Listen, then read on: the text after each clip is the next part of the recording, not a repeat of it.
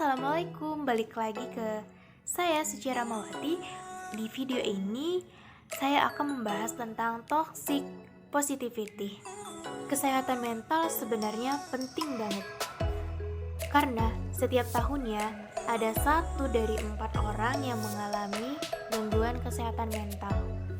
Di Indonesia sendiri, isu kesehatan mental masih sering disepelekan.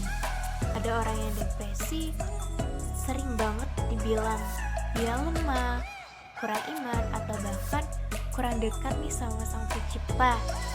Sebagai contoh kasus, kita sering banget dengar berita tentang orang yang bunuh diri. Wah, pasti rame nih beritanya. Pasti masyarakat langsung menjudge orang tersebut, ngomongin hal yang aneh-aneh. Bahkan imannya patut dipertanyakan, di komentar yang enggak lah pokoknya. Padahal dengan kita mendengar dia bunuh diri itu, seharusnya kita udah dapat sedikit petunjuk gak sih kenapa dia bunuh diri, alasannya tuh apa dia bunuh diri, seberapa berat beban yang ia pikul waktu ketika hidup. Nah, sebenarnya kita tuh harusnya lebih berempati daripada menjudge orang tersebut, daripada kita mengomentari hal-hal yang gak penting itu. Tapi yang terjadi di Indonesia ini, kebanyakan masyarakatnya justru membiasakan diri terbelenggu sama namanya toxic positivity. Pasti di antara kalian pernah mengalami atau bahkan pernah melakukannya.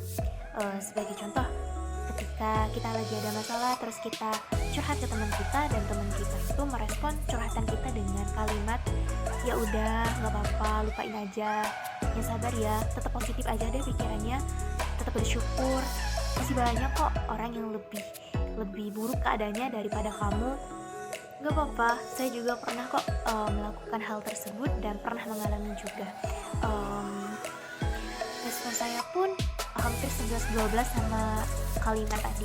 Harusnya ketika ada teman yang curhat, sebaiknya saya harus bisa memposisikan diri saya sebagai teman yang baik dan mencoba memvalidasi perasaan teman saya saat itu.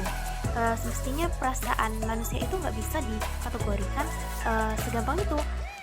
Perasaan negatif yang kita rasakan ternyata enggak selamanya buruk kok gitu.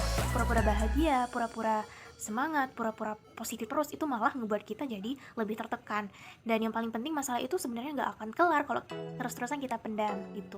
Karena setiap kita menghadapi suatu persoalan, kita akan terus-terusan mengumpulkan perasaan negatif tersebut dalam hati, dan nantinya akan meledak. Karena apa? Karena kita selalu punya pikiran nggak boleh berpikir negatif kayak gitu, harus tetap positif. Nah, nanti lama-lama keadaan ada suatu masa kita akan menjadi meledak, emosi kita justru menguap. Padahal mengakui, membuktikan, dan memberi perhatian sedikit kepada perasaan dan emosi kita adalah sebuah tindakan mencintai diri sendiri, dan juga bisa menjadi cara bagi kita untuk mengubah dan menjaga kesehatan mental kita sendiri. Nah, mulai sekarang kalau misalnya kalian lagi merasa kesal, kecewa terhadap sesuatu atau terhadap seseorang, keluarin aja, nggak apa-apa. Nggak usah merasa kalau itu adalah hal yang nggak wajar gitu. Nggak apa-apa, marah, kesal, sedih, itu normal dan itu alami. Semua orang berhak untuk merasakan perasaan tersebut, karena nggak semua emosi negatif, perasaan negatif, atau pikiran negatif akan berdampak buruk kepada diri kita sendiri. Baiklah, itu saja yang dapat saya sampaikan. Lebih dan kurang saya mohon maaf. Saya ucapkan Assalamualaikum warahmatullahi wabarakatuh. Terima kasih.